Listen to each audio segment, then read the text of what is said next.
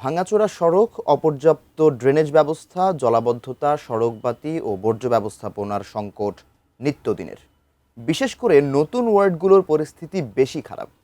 Mymensingh city কর্পোরেশনের বাসিন্দাদের অভিযোগ, নিয়মিত কর পরিশোধ করছেন তারা, অথচ মিলছে না নাগরিক সেবা।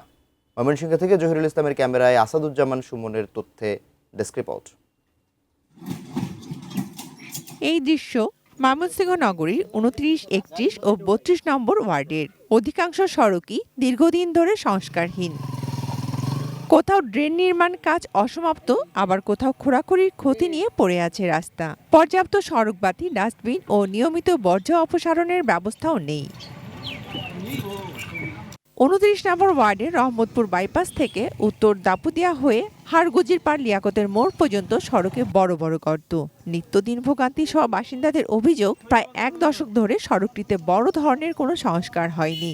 রাস্তার চেয়ে উঁচু করে ড্রেন নির্মাণ করায় সৃষ্টি হয়েছে জলাবদ্ধতা। ছোটবেলা থেকে এই যে আমরা এই রাস্তার মধ্যে এরকম কষ্ট করতেছি, দুলা বালু এক পানি আমরা সম্পূর্ণ খাইতেছি, কিন্তু আমরা আইফোন তৈরি আমরা কিন্তু একটা উপকার পাইছি না। সিটি কর্পোরেশন হওয়ার পরে আমরা আশা করছিলাম যে রাস্তাঘাট ভালো হবে, আমরা খুব ভালোভাবে চলতে পারবো ফ্যামিলি নিয়ে। এখন তো দেখা যায় তা হলো না। ডেরিং করছে দেখুন বাড়ি করছে বাড়ি নিচে মেক করলে পানি যাওয়ার বাড়ি উপর লেভেলে করার নজর নেই, কিন্তু আমাদের কি পানি ভাসতেছে এদিকে দেখেন। কাছারিঘাট হয়ে জয়বাংলা বাজারগামী চর ঈশ্বরদীয়া সড়কের সংস্কার কাজও প্রায় ৪ বছর ধরে বন্ধ। ৩১ নম্বর ওয়ার্ডের ছাতিয়ানকান্দা সেন্ট্রাল কলেজ মোড় থেকে লক্ষ্মীপুর সড়ক এবং ৩২ নম্বর ওয়ার্ডের চর কালীবাড়ি এলাকায় ড্রেনের নির্মাণ কাজও দীর্ঘদিন ধরে বন্ধ। ছেলেমেয়েরা স্কুলে যায় না, গলা মন পানিতে বছর বছর প্রতি বছর ট্রাক্টর যাইতাছি, আমার কেলে এই কষ্টটা সিটি মাঠে করে কিলা বলি তোমার আঙ্গুরি রাস্তাটা করে দিলে আঙ্গুর একটা ভালো হইতো, কাজে ছেলেমেয়েরা লেখাপড়া করা যায় হইতো।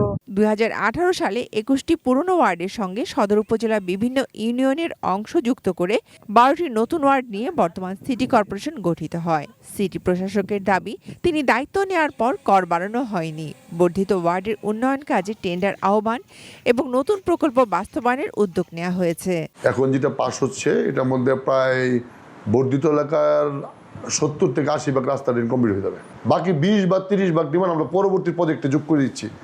আশা করছি যে তখন তাদের 100%। আর চাহিদা তো আপনার আজকেই শেষ হবে না, প্রতিদিনই মানুষের নতুন নতুন চাহিদা বাড়বে, কিন্তু এখন যেটাকে চাহিদা মনে হচ্ছে সেগুলো শেষ হয়ে যাবে।